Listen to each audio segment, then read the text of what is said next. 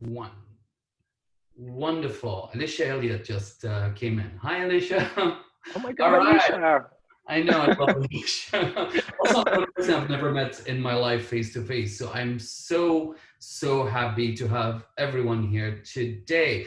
Firstly, hi everyone. My name is Danny Ramadan. I am your host tonight, and welcome to our very first episode of I Have Been Wondering. I cannot be more excited for today to be with the fantastic, with the one and only Joshua Whitehead. I have been wondering, yes, hi Joshua. Let's all wave to Joshua. Hi, Awesome. everybody. Hey, awesome. All right. So, a couple of things. First, I want to thank you everybody for coming. This is my series. I'm doing it from my office right here in Vancouver. It's a monthly series and it's seasonal. So, it is 6 episodes in total. And this is our first. And I'm hoping to see where it goes. It might end up being a thing. So, let's hope for the best. Before I continue any further, I would like to acknowledge that I am broadcasting right now from the unceded territories of the Coast Salish people, specifically to name them the Musqueam, the Tsleil-Waututh, and the Squamish people. As a refugee myself, as a person who came here in 2014, I arrived here an uninvited guest to this beautiful land, and I was welcomed quite a lot by the folks who really lived on this land since the beginning of time. I feel quite privileged to be on this land. I also feel quite thankful, but also I recognize my role as somebody coming here uninvited and participating in the colonial system that created what we call Canada today. Also, I left my own country of birth because of that same system. So it's really important to me to navigate this world that I'm walking on, to take my steps shyly and with appreciation to the beautiful land that we walk on today. So, I cannot wait for all of this to happen today. I have Joshua here. Again, a reminder that this is being recorded. So if you don't want your face to be recorded, please turn off your camera. And let's go right ahead. Today's guest is Joshua Whitehead. He is the one and only, and he is amazing. And I've never in my life met him face to face. I cannot believe it. Candidates, you have betrayed me away from the sky. Joshua Whitehead is a two-spirit Oji-nêhiyaw. I'm sorry. I Oh, told you that's that I'm going to okay. fuck this up. Oji-nêhiyaw, member of the Yeah, Peguis First Nations Treaty 1. I hope I did this right. He is yeah. the author of Jonny Appleseed and Full Metal Indigiqueer. Currently, he is a PhD candidate at the University of Calgary, Treaty 7, where he focuses on Indigenous literatures. His forthcoming work, Making Love with the Land, is slated to release fall 2021 with Knopf Canada, while his editorial work on the anthology Love After the End is releasing fall 2020 with Arsenal Pulp Press. Let's all welcome to the stage the one and only Joshua Whitehead. The applause is thunderous. Oh my God, we're so happy to have you here, folks. And I am so excited to have you. We have been talking, we connected on Twitter. We talked about horrible, bad reviews that we were receiving that were borderline. Actually, they were deep down in the land of racism. I would say they're not borderline. So, Yeah. Joshua, to begin with, I have been wondering, what is the worst review you've ever got in your life? So Danny and we were talking on Twitter because I made this tweet. I was like, my kink is like having a glass of wine and then reading my Goodreads reviews, which still kind of is. So you need a little like lubrication, I feel like, to get there. Mine just happens to be a little bit of sangria. Well, I'm sure you could do just the same with dancing around the room and hyping yourself up. So I recently went on, maybe like a month or so ago, and I was like, let me just go through the Goodreads again. And some are, yeah, completely like racist or homophobic, but some are kind of spot on, even though they're like laced with meanness. No. So I have two. I guess I'll say quickly. Someone had said Jonny Appleseed is written by a sad red poofter, which is like the British slang for like queer. And I was like, that's kind of true though. So I approve this message. And then the other was this is written by a gay sad native who's obsessed with his sadness. And I was like, honey, just at me next time because it's true. Oh my God. Well, for me, to be honest, like I was the reason why I connected with that tweet quite a lot, to be honest, is that I just finished a Goodreads review of myself, of like my book, The Clothesline Swing, and someone was saying, and I almost quote letter to letter, that the writer is whining. They're refugees. They came here to Canada. They should just be happy. And I'm like, Yeah. I, I, I don't know, like you thought that this book is going to be a happy book about like roses in Canada. I don't know, I'm not even sure. But the cover specifically says it's about refugees. So I don't know how you expected this to be a fantastic, beautiful, happy book. Yeah, he's like, I just thought it was about like the refuge of the idyll, I guess, the prairies. All right. So without further ado, I was wondering if you would be willing to read something for us. I hear you have some essays for us today. I do. I was just telling Danny earlier, I've been doing a lot of, I've just been doing events all week, kind of. So I do one with Tommy Pico on Wednesday, who's a Kumeyaay poet, queer Kumeyaay poet who lives in Los Angeles at the moment. And then yesterday I was working with WordFest, which is Calgary's literary festival, hosting Billy Ray Belcourt and Stephen Graham Jones. So she's been busy. And I was like, I feel like I've been talking about my little glitter princess, Johnny. Don't let him like hear him say this. Or don't tell him I said this. But I was like, I'm a little bit sick of Johnny. So he's tuckered in the other room. I mean, Uh, we're sometimes think about, like, honestly, The Clothesline Swing, everybody tells me like, oh my God, you have to read from it. And I'm like, I've been reading from it since 2017. So I told Danny, I was like, I'll give a little bit exclusive. So I'm going to read some new work from the forthcoming book, which is entitled Making Love with the Land, which is a book of creative nonfiction that deals with indigeneity, primarily queerness, mental health, and queerness. So I sent Danny a couple, and he had requested I read this one, which was recently published in the Grain Journal, on their queer issue. And it's titled A Geography of Queer Woundings, which seems very fitting for me right now because it's Pride in Calgary, and I'm wearing my most prideful shirt ever for the white gays. So hopefully they read that. So yeah, I'll start with this one, and I'll read an excerpt from it. So it's titled A Geography of Queer Woundings. Okay, where should I begin? Okay. I'm reminded of a conversation I once had where I am interpolated as other through the notation, quote, Josh, I recognize it's easier for me to navigate queerness because I'm standardly attractive, end quote. Whether you mean to say it or not, what this tells me is that my aestheticism is merely a curiosity, that desire for me is simply a query, and queerness has limited room for those outside the descriptors of standardization, cisness, masculinity, whiteness, thinness.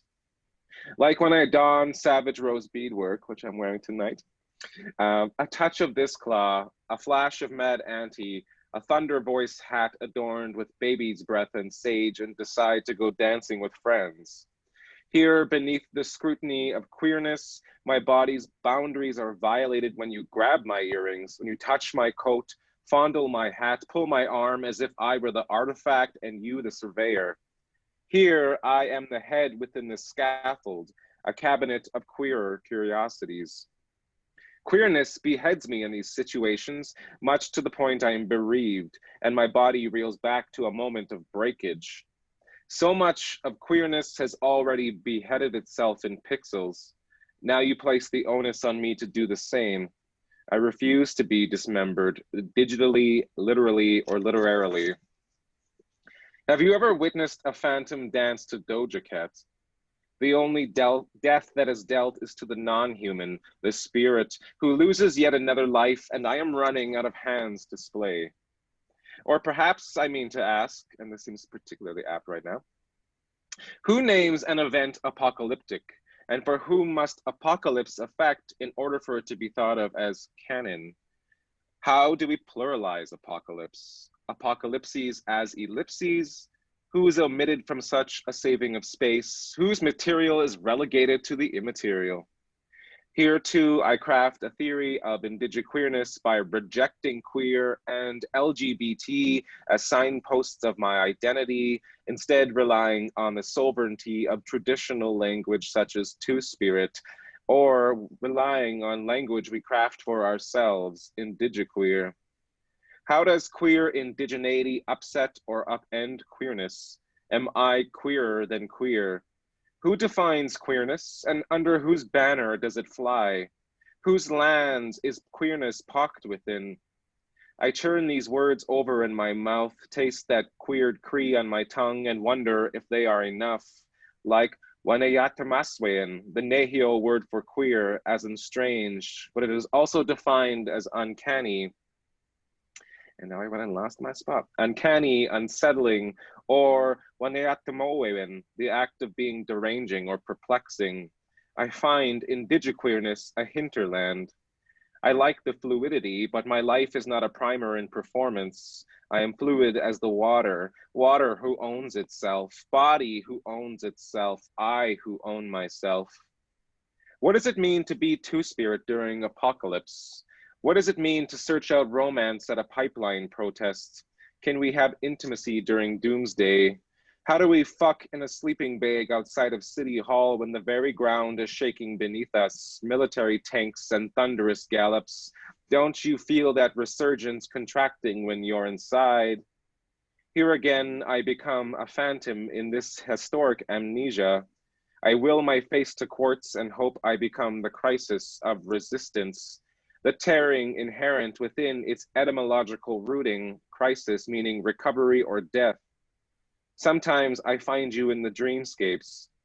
Here too I talk, I whisper into your ear, never sleep again, in the hopes you find me a bladed glove or a clawed ferrule. When you next contract your seminal vesicles, I will use stones and sieve. Sometimes I'm the reddest in the shadows cast by my veins.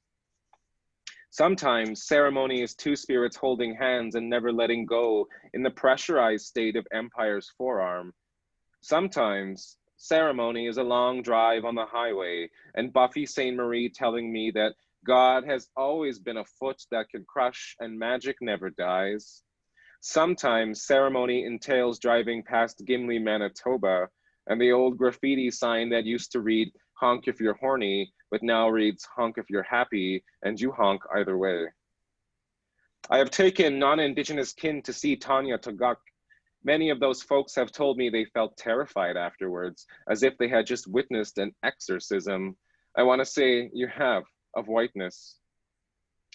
Like New York City, I skipped over a section, but this is now a test I deploy more locally. Upon doing this, I tell them, if you survive this, no, we will not. Driving home, I find myself unable to summon a word. One of you will ask, what's wrong? I'll try to talk, but my mouth will open galactic. Like a well, you continually pour yourself into me, talking louder, more intensely, and longer bursts with sharpened punctuation. I strangle from grammatology.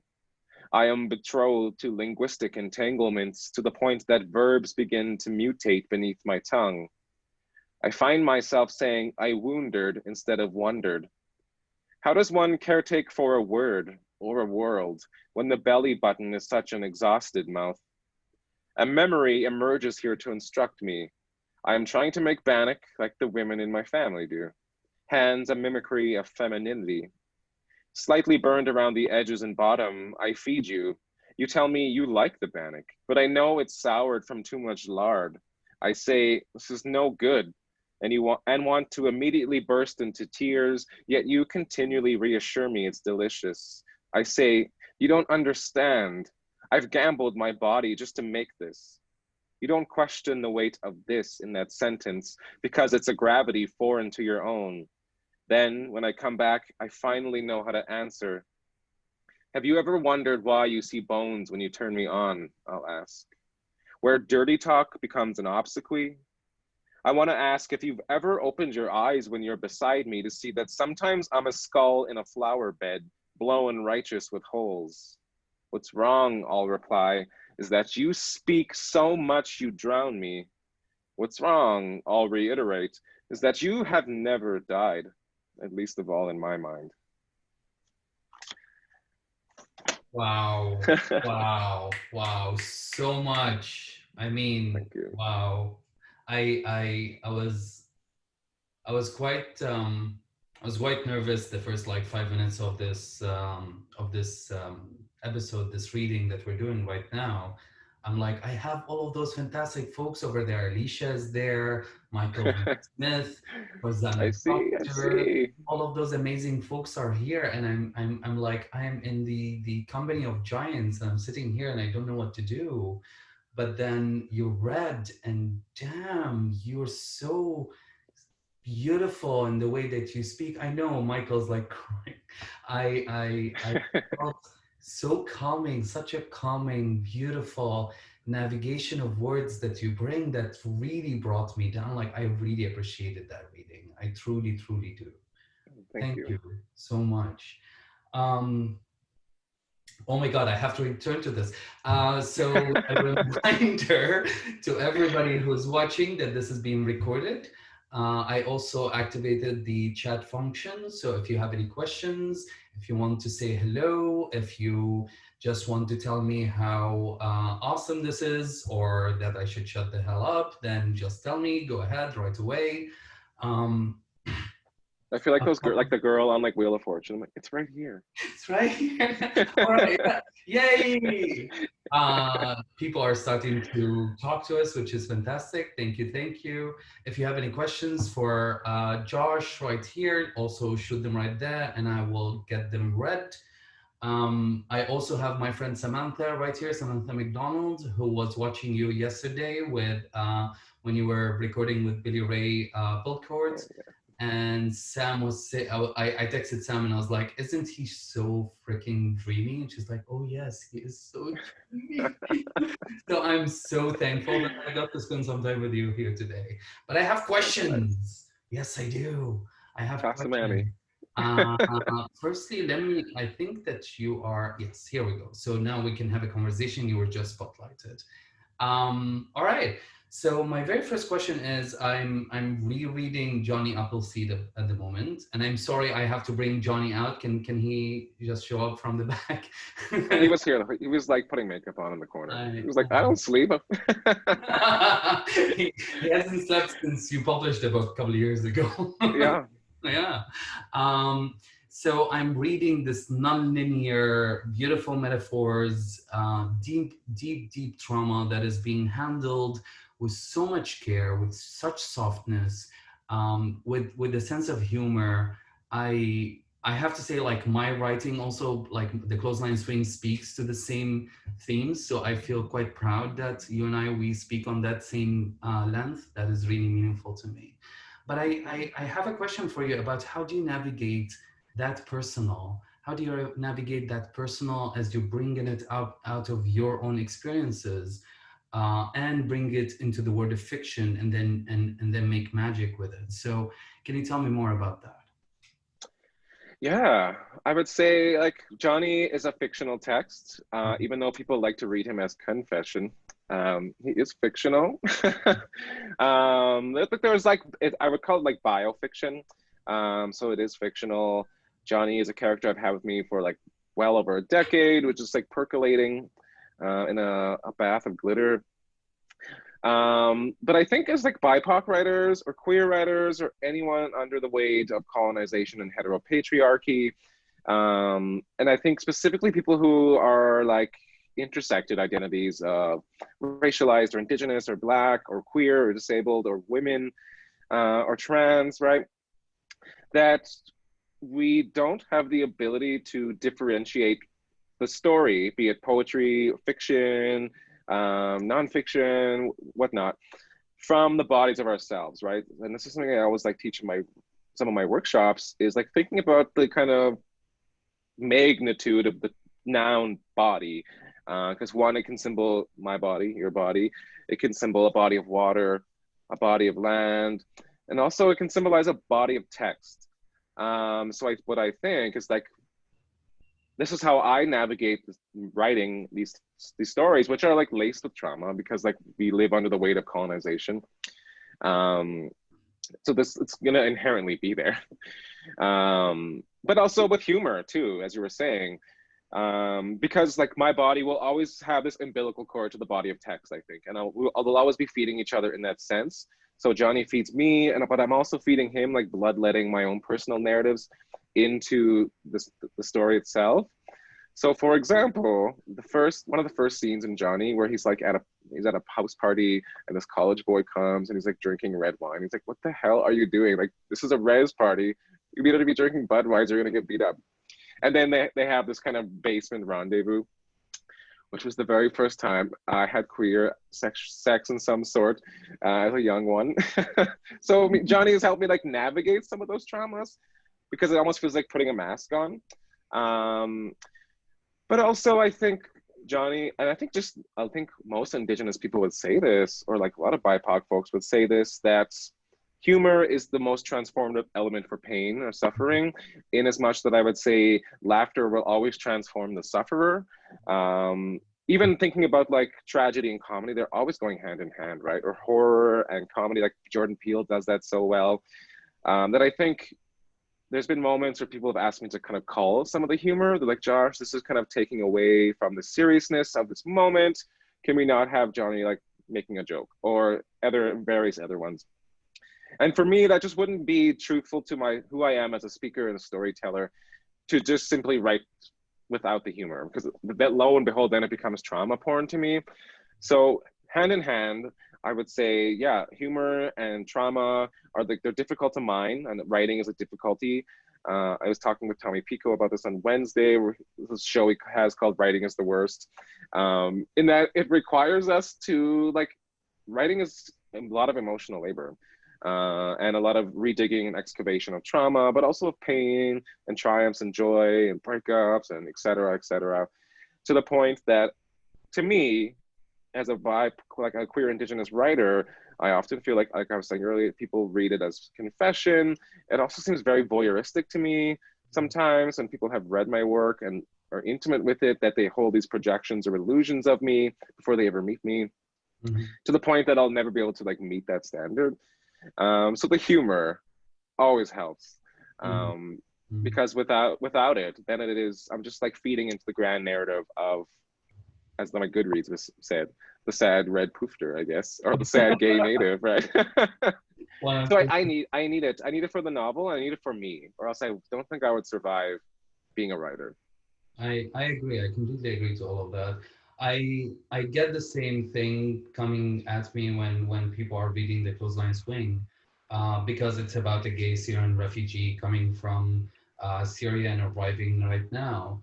And I once said it at an event, because the narrator, the facilitator of the panel that I was on, um, was like, "And how did you handle the death of your mother now that you were so far away from her?" And like, my mother is alive and well in back in Damascus. I mean, I don't have a connection with her, but that's besides the point. The point here is that you are confusing me with Hakawati, my main character. Yeah. That that really tells me something about how you see fiction versus how I see fiction. You see fiction specifically when it comes to brown bodies, queer bodies, two-spirit bodies, whatever it is, the identity that we have, as the only way for us to stand on a stage and confess to you our traumas, rather than seeing me as on the same level as other authors, namely white authors, who can write about whatever the hell they want to write about, and end up being never confused with their main characters. It is it is something that I always say that I'm more interested in what is true rather than what is real. I don't write what is real, really. I don't write about my own biography, I guess. I will keep that to the moment that somebody pays me $1 million for it. So, but I like that plan. Yeah. right? But for now, I'm interested in telling you in my fiction what is true, what is truthful to the experience of queer and trans identifying refugees coming from my country of birth. Alicia has a comment on this that I would like to read. I haven't read it. What are both of your thoughts on the rise of autofiction amongst primarily white women, or even writers like that Carl dude I don't care about? How do you think that has hindered or helped the ways that readers navigate the difference between author and narrator? That's a fantastic question. Would you like to go at it? I would love to. Let me just quickly Google definition autofiction. Oh, fictionalized autobi. Okay, yeah. Yes. I think of like Gertrude Stein a little bit with her autofiction. I forget what it was called off the top of my head, but people just like came. Oh, Alicia, yes. Sorry, I got distracted. With autofiction, I guess I would say, like, it's not something I've been very attuned to. But I have noticed, like, yeah, a rise in it, I guess I would say. And I don't know if that, I still think any genre or form will, because as you were saying earlier with confession, people thinking like, how's your mother, right? How did you deal with that? And it's like, what? I've had similar moments. So like, okay, a little more teeth, but so like 6-7 months ago, no, this was pre-COVID, so like 8 months ago. I was like, on this day, this person came over, but he was a big fan of my work, which is a big boundary for me now. And you know, like things were getting steamy. And so I was like, oh, like spend the night. And he was like, okay. And then 3 times in the bedroom, he called me Johnny. And I was like, my name is Joshua. And so the third time I was like, you have to go. I'm sorry, new boundary for me. But they can't be like, they can't know, but the text better than they know me. But I share that story to say that I think any form or genre as a BIPOC writer, it will always kind of be read. I don't think people will be able to distinguish between the author and character, right? Or as Alicia was asking, the difference between author and narrator, right? Yeah, I don't think they'll be able to do that. Like no one's going around asking Margaret Atwood, how was her experiences with The Handmaid's Tale, right? No one's going around, oh, maybe we did that with Joseph. Very limited, I would say. You know? Yeah, like no one, they just get to write for the sake of writing, whereas I think we have to write for the sake of surviving in any form. And at that same time, no one, I still, folks can differentiate, but I would say the vast majority of fiction readers specifically are always going to confuse the two. And that just may be like their own blind sights or their ignorance or confession or a fusion of both. But even though my novel clearly says a novel underneath, yeah, it's always going to be read as that. And I don't know, I hopefully it will come to this point as we see CanLit shifting with what's being published and who's being published, that we come to a point maybe when this idea of like cis whiteness is decentered more, and we're working on that, that we come to a point where, say, you know, a racialized writer or a visibly brown writer writes this novel, that it automatically becomes confession, or it automatically becomes almost like memoir, right? But I don't know, like I would say right now in any form or genre, even autofiction included, it's always going to be read in that vein, because I don't know. Yeah, I don't really have an answer as to why, but I think that's just the expectation. To be honest, from my side, to be honest, like I not to alienate anybody, so I'm really happy for white women who are getting to write autofiction. It's just like Eat, Pray, Love is not my cup of tea, so I find myself quite challenged by that, and the fact that this kind of fiction is getting this revolutionary marketing as the white woman is telling her story, and I'm like, I find myself challenged by the concept that there's a lot of white women out there, um, American Dirt, for example, where the woman would write a story that fringes on taking on the identities of other marginalized women, white women like sex workers or women with disability or whatever it is, and then be seen as speaking on behalf of those folks. And I think that it is, of course, sexism exists, and women are faced with a lot of sexist challenges. But at the same time, white women quite a lot are also quite privileged, and you find yourself in this challenge where you are having a conversation with a person, trying to explain to them that like some of their behavior might not be kosher, but Yeah, then yeah. you end up with this narrative where you are on the other side of a screaming match of who's more challenged in the word, and that is not something that I find myself interested in navigating, to be honest. I love Yeah. Alicia's reactions, to be honest. I'm just living for Alicia. I know, I could hear the laughter. All right. I have another question for you, which stays actually in the same realm. So the two of us are. I'm so quite happy that the two of us are have our voices in the candidate scene. It is. I believe that my voice and yours are quite important to be heard. However, we always find ourselves in that chair where we have to quote unquote represent. I find that quite challenging, because when I think of myself, when I wake up in the morning, my first thought is not, oh, I used to be a Syrian refugee. Like my first thoughts probably is I want coffee. Um, but Yeah. but I find myself that I'm always in that chair where my writing, my the core of my identity as a writer is about representing queer Syrian refugees, which a lot of people might think that it's limiting, but in reality, to be honest, I think that there's a million billion queer Syrian refugee stories out there that I can write, and I'm happy that I'm writing that and I'm focused on that, but I don't want to be the representative of that on a panel.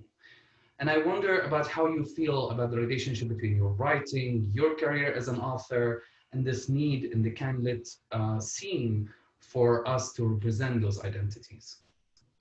Interesting. But I was gonna say my first thought every morning is like as soon as I wake up, I put on my headdress and I walk through the middle of that field and I just look stoic as fuck to scare the white people around me. And you know, maybe I put on a Tribe Called Red, scare them a little bit, but I'm just kidding. Sexy. Okay, this is a perfect question, and this is why I had to bring my like Cersei Lannister goblet, which has a little Bring that single. wine, babe. Because we're ready to burn. Right? I was just like, okay, Dracarys, let's do this. No, I guess what I would say is, and I think it's similar to what we were saying earlier with confession, is that with writing, often I feel like it's very voyeuristic, I think, to be read and to be examined in that sense. If the body of text is the body of the writer as well, as at least in my point of view.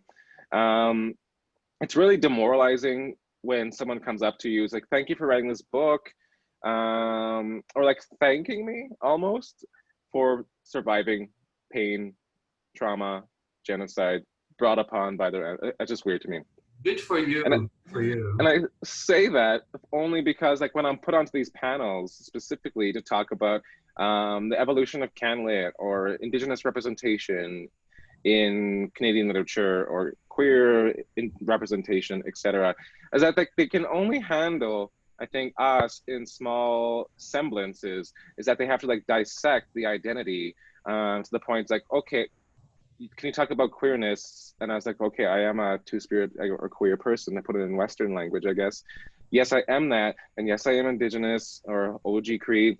And yes, I am a PhD student. But I'm so much more than those small semblances that they're trying to like almost do surgery upon for the sake of filling a quota, I often feel like. And often, so with confession and with that voyeurism that I'm talking about, what it does is it makes us prime candidates to be, quote unquote, the native informant of our communities.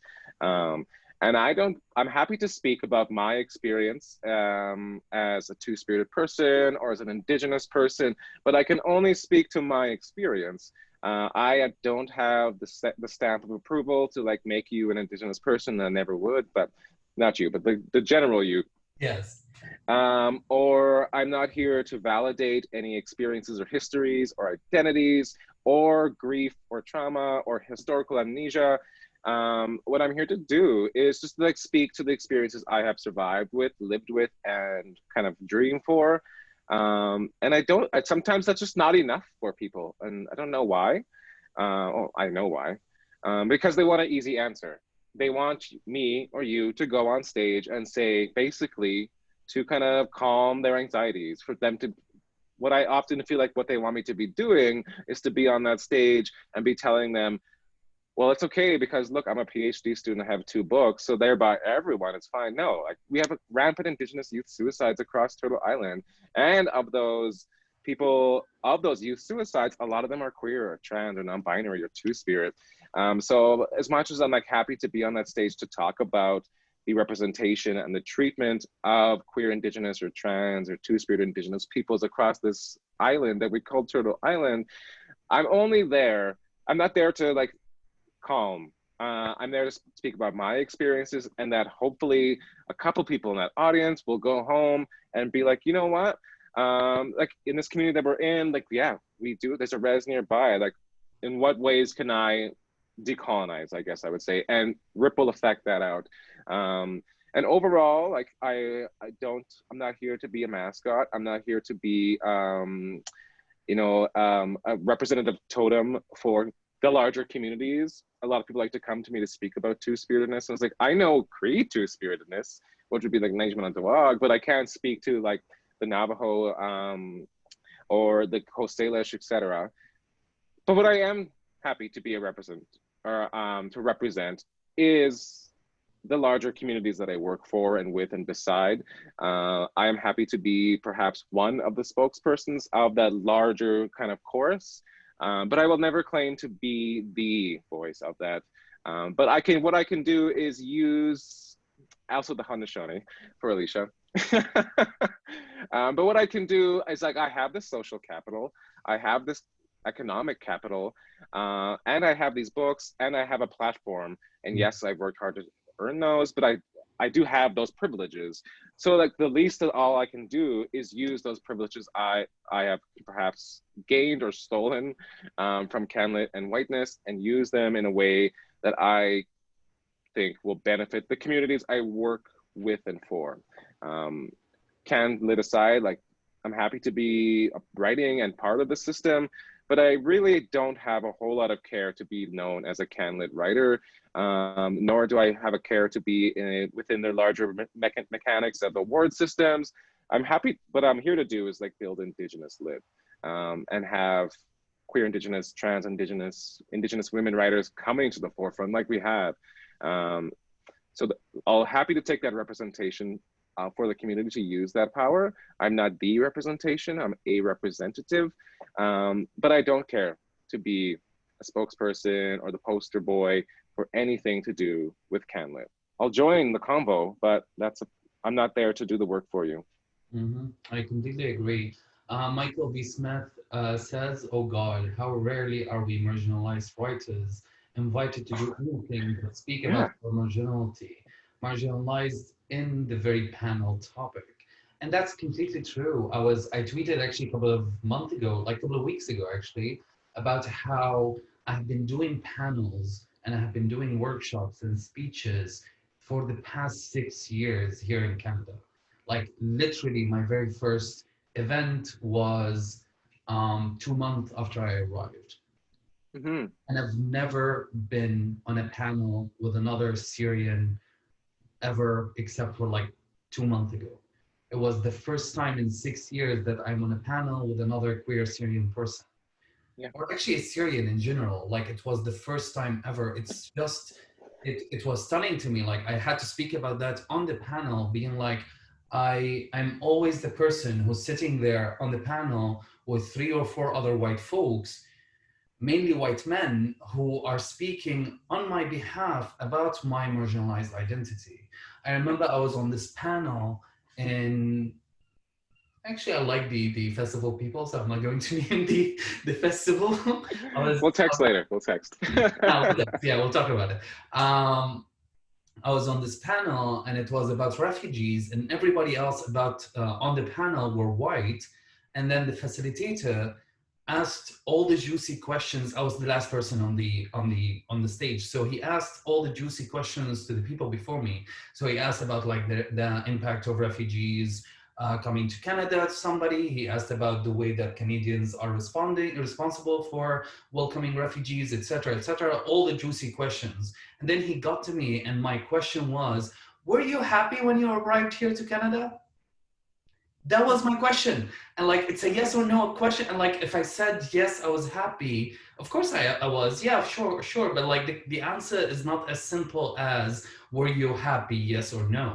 If I Yeah. said no, I wasn't happy, I would alienate the 200 people that are watching the event. Like I was in this catch 22 and I didn't know what to do, but your boy is a bitch, to be honest, when he needs to be. So so I turned and I was like, oh, that's a fantastic question, but I actually like all the questions that you just asked all the other panelists. So in regards to the Canadian response to refugees, A, B, and C, and I answered all the 3 questions that happened before me and Love completely that. ignored his question. So Yeah, it yeah. is, yeah, so it And is. on that same note too, it's interesting.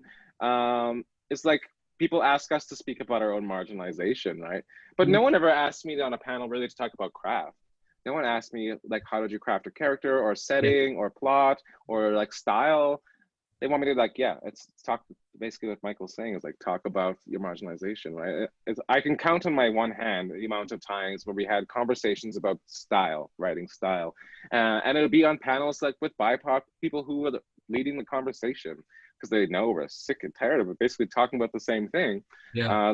Ask me about temporality in the novel, or ask me about why I mismatched that, right?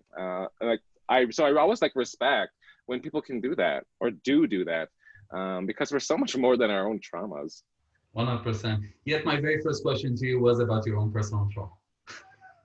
Oh, perfect. Well, let me just go refill this. Yes, 100%. I actually agree with you 100%. I've never got a question about like, how did you write that dialogue, or how is the setting between the magic realism in your writing and the real life of your writing. I don't know. I when I wrote those questions, I'm genuinely interested in learning about what you have to say, but also I guess I should do better. That was not the best thing that I could have done. Oh no, it's not you. No, no, But it's I can know many a festival that have done that. all right. My last question before we go back to your wonderful voice and hear some more reading is about, of course, COVID-19. We live in the time of pandemic. We live with it as it isolates us and impact our identities. It changes in so many different ways. And that's a question about craft. How did it impact your writing? This feeling of isolation, this space where you are, what is COVID-19? I'm not going to even engage with that, Eugene. I'm not going to engage I with wish that. that was a question we could really ask. All right. So what is the impact? Forget about the pandemic, but what is the impact of that social life that we lead right now, and the movements that we see in the time of COVID-19, be it social movements, political movements? How did that impact your writing? What did change about the way that you write, the way that I saw that in your essays, but I would like you to talk about that a bit more. Yeah, I guess so. I'm an extrovert if it hasn't been made apparent yet. And my love language is touch. I love touching consensually, like hugs or just like being in a general proximity to people. I just like I need that to survive. Mm, I guess I'm like a sunflower in that sense. I'm just like touching the sun. Um, so I guess like yeah, what COVID has done for me is changed specifically with the forthcoming manuscript, which is about mental health.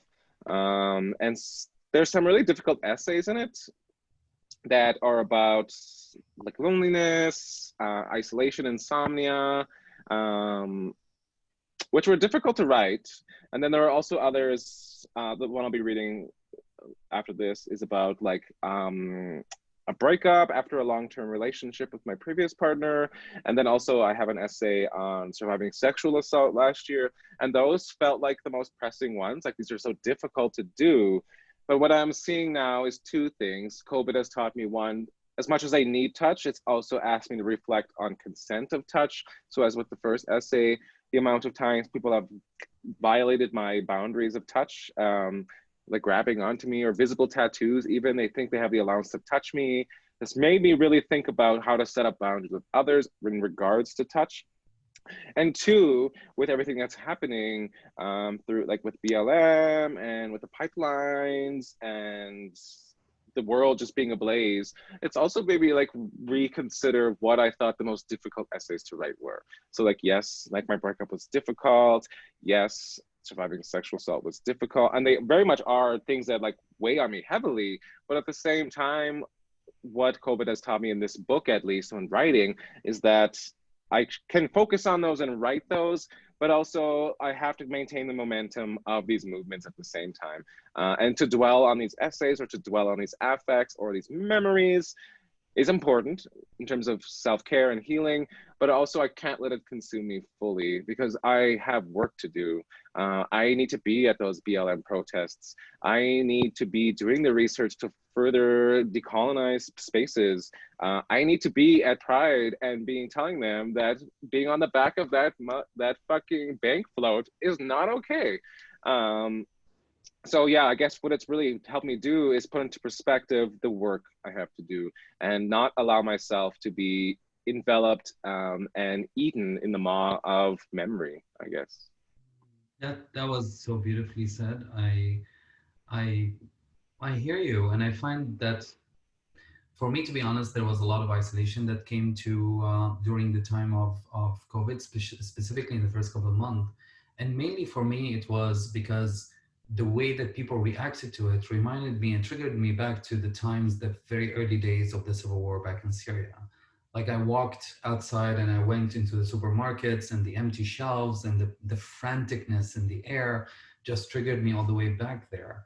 And I felt that I'm closing in quite a lot on myself. Like forget about the isolation. Like I live with my husband, so we isolated together, but forget about that isolation. The fact that I internally wasn't opened up to actually connect with people because I found myself like drowning in the isolation of COVID-19. Yeah. But then I would say the way that the word started to, the word has always been on a boiling point.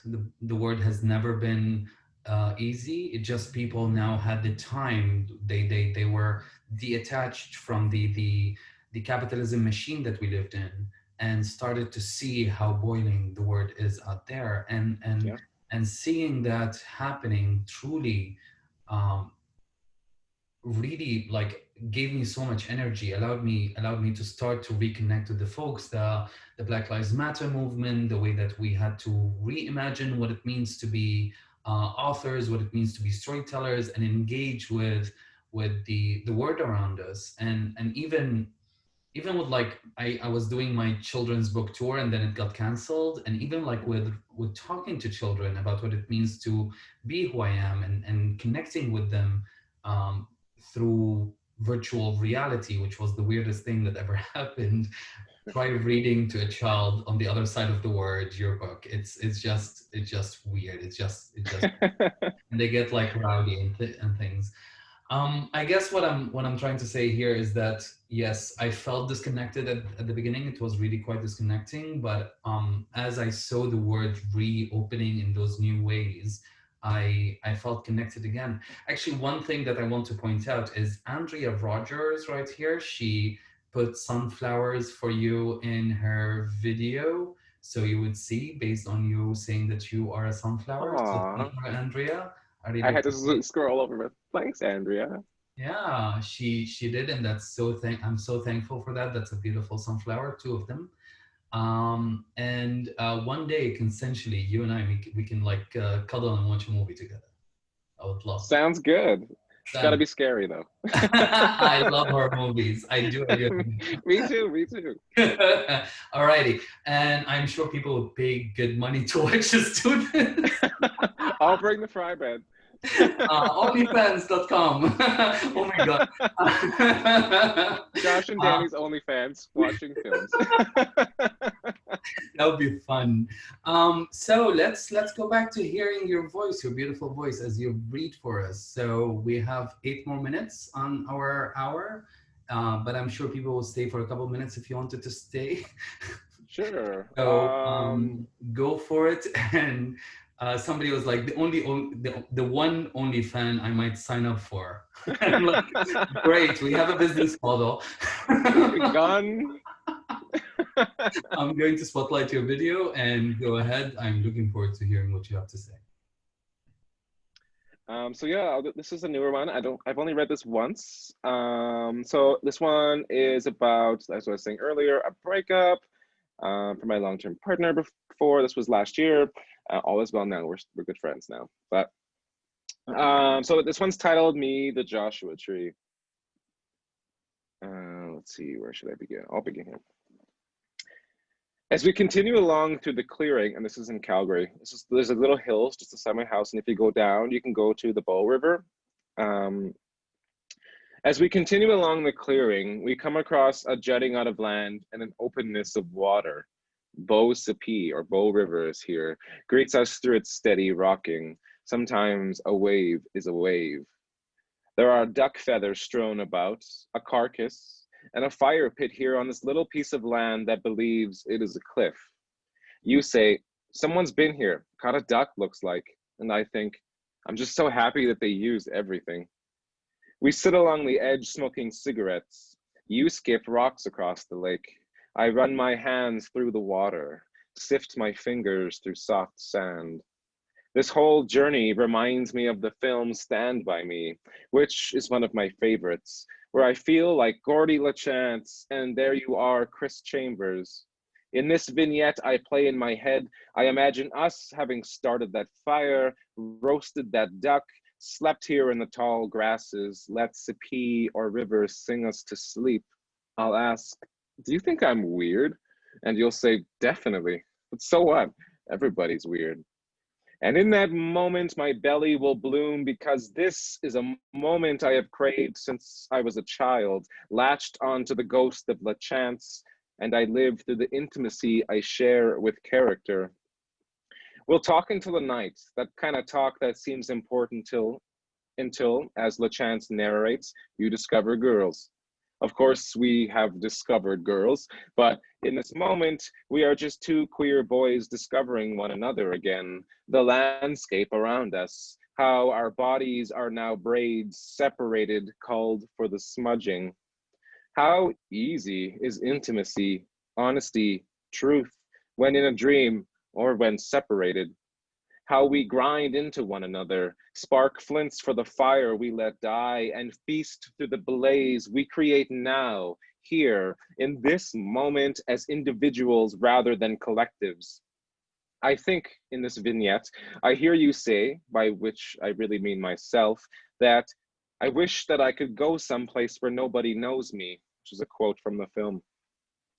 Here we have come to see a body, which doesn't exist because, again, this is a vignette, but we have come nonetheless, and what I offer up is bodies in multiplicity, the river body, the earthen body, a pocket of air, breast of rock, bicep of branch, me, you, us. We witness death here too, like in the film, though in a different fashion, more holistic than nihilistic, that continuum where death kisses birth, and is there ever such a concept as division? I then come back into myself, having lived a life in the briefest of moments while that rock skipped across the lake, and your forehead pores swelled so much they began to sweat, and your index finger with its scythe-shaped scar uncurled from the hook you bent it into to skip. You smile at me. I giggle back, and we sit down side by side. Across the river, a man fly fishes. We watch him catch a fish and then leave, climbing back up the hill on the other side. There too, a cyclist passes by, singing along to a song he intimately knows. Duck, goose, frog have come to visit us as we sit together, kneecaps buckling, maybe even aching to hold one another. And Sim, or sun, beats time into our backs, which forms continents from sweat. Gakiawak, or ravens, land in the middle of Sapi, which is disturbed by the leg of a railway. There, atop the railings, they meet, cawing at one another, feathers extended into hands, greetings. They talk with one another, and we are listening, smiling. What are these raven talking about? Boisterously, they chat as if it were a reunion or a send-off, and whatever was the difference. We sit silently witnessing the land talk all around us, a pair of ravens saying, I love you, in a language not our own, but maybe also one we know intimately. Raven is a sign, I think. They are here to demonstrate the ravenous appetite of finality. Finality is a horrendous word. It eats, you know. It has teeth. And I think and thought of finality a lot, especially in that final weekend when we decided to sever and spent every waking moment together healing. Finality as a severity is a word I need to erase from my vocabulary. It's too linear, it's too colonial. We as Indigenous peoples know that finality is simply an opening into continuity, right? I plagued myself with that word. I swallowed it whole and squawked up a stomach full of knots, continuums there too. My body rejected finality as an end stop. My own cells fight against this invasion. It's funny though, how mourning changes language, how mourning changes the grammar of being. Finality transforms morphologies into a series of becomings and of grievings, but in that becoming, I find how language wraps around wounds like a suture, and I am a compressor pounding meaning into broken chains. Like the first time I heard you call me Joshua in the aftermath. There, my dorsal was spliced in half, and I was guinea pig or snake again, tonguing the decadence of a splitting letter, like watching how a capital A halves into a broken ladder, and I am trapped in the abyss of signs. I too work up the effort to transform language. I call you by your name or friend, and as much as it wounds me to do so, it tells me that transformation always begins with the tongue, that wonderful glossia. When I reminisce, I laugh. I throw my tongue into the air as if it were a newborn, and I find a hinterland of thrush growing upon my tongue. The biosphere, a ski or land, finds me here too. It grows upon my buds. I taste snake root, rainwater, choke cherries. The taste of growth is Oji-nêhiyaw. This thrush, bush, forest tongue divides into treaties, a treatise with no subject, and my mouth becomes a geography of grammar. Nothing will ever be the same again, I think. Normal will have to be redefined. Grammar, that slick tool, that scaffold, will have to die and we'll have to lilt into new language. I think I'll leave that one there. That was stunning. You have such a beautiful turn of phrase. I just live for it. It is so inviting yet cutting. It's hell. I have no idea how. I'm so thankful that you have shared this with us. I'm sure everybody who's watching is really thankful and honored by the words that you shared with us. So thank you for that reading. Thank you for being my guest. I really appreciate it, Joshua. I am thankful that today um, we met for the first time, but I hope that you'll call me a friend because I definitely would love for us to be friends. Thank you Or so so, much. first of many. And thanks for having me. Thanks for this new series you're giving all of us in this time. And thanks to everyone for spending a little bit of your Friday evening with me. Lots of love, be safe, and I can't wait to see you on the other side of this. Thank you, Josh. So thank you, everybody. Yes, everybody, big thanks to Joshua Whitehead. He was my first guest to, I have been wondering, next month is Kai Ching Thom. The fantastic, the amazing Kai is going to be our next guest, which is going to be she asked on Facebook a couple of days ago, she asked on Facebook if people find her intimidating. I'm like, yes, yes, because you are so freaking talented and amazing in every possible way. So of course I find you intimidating. So I'm hoping that I'm going to. I think I'll take a pill or something before I talk to Kay. Wish me luck. But for I'll mail now, you a goblet too. I'll get one of those for myself, just like gobble the thing. All right. Thank you again to everybody who attended today. Thank you so much. I really appreciate it. I recorded this, so I'm going to send it privately to everybody who bought tickets. So you get to watch the fantastic work that Joshua has done tonight and watch me make a fool of myself like I always do. Yeah, that's about it. Thank you so much, Joshua. Thank you, everyone. Have a good weekend. Bye.